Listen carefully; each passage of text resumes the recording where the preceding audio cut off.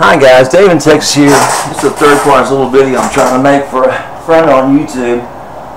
What he's got a Les Paul custom Ace Frehley, and his circumstances are that he didn't have to wire his guitar up. And what I'm trying to show him is not just the do-all catch-all wiring. I'm just trying to show him the tricks that may not be so apparent to someone, such as scoring the back of the pots before you try to apply solder to them, such as trying to heat sink the caps with alligator clips. Now, I don't have any new caps laying around. I certainly don't have any base caps, but this is going to be the base workup for this, and later on I'll go back and make these changes so that this works a lot better. Now, main thing is to get good parts, right? Now, here's a common end jack, right? You can see the little brown or reddish one. It's lightweight, it's a piece of shit, and I think it costs like $4 or something from different guitar store warehouses. This costs $8. It's heavy as hell, it's thick, and it's well made, and it's going to last the life of this bass. Right? Maybe 10, 20 years, maybe 30 years. It's built like a brick shit house. Okay? Now, obviously you can see I followed the wiring diagrams. I created like an H pattern, or sorry, a square pattern with this wiring. So that basically all four of these pots are connected. Now, the last bit of wiring I did was to ground one pot to the other. In other words, a wire that runs to the back of each pot. Okay? So, what's left to do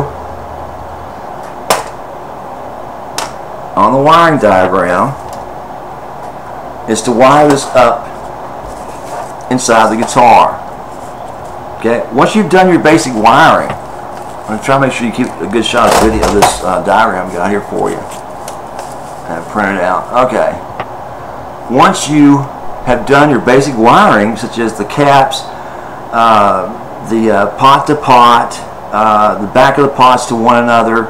Once you've done that, basically it's time to go ahead and set these things up to put it inside the guitar and finish up the wiring, whereas you wire up the three-way, the guitar jack, and the ground wire and the pups. Okay, which you can see always are listed here. Alright? Let's get that three-way in there a little bit better if I can. See the three-way?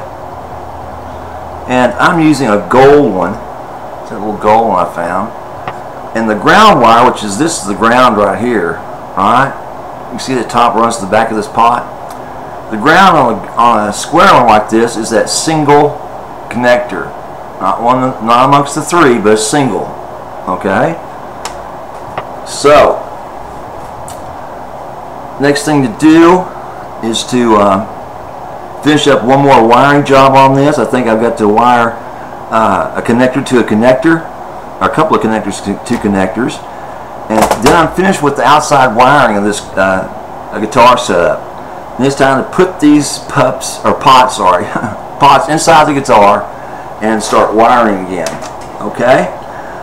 So, trying to sit here and solder and do this with this inside this camera is just impossible. I mean, I have to have a cameraman do this. I don't have one available. So, basically what I got, right? You can see this little device.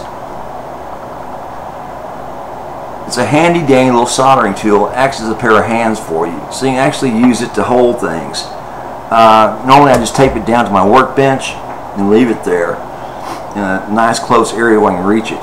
Right? And use it as a second pair of hands. But to show you how this is done is going to be too tedious, and I can't work this camera that way. So like I said, once you have your basic wiring done, as you can see, and by basic I mean the pots to themselves, the pots to the grounds, everything is not connected within the guitar. Okay?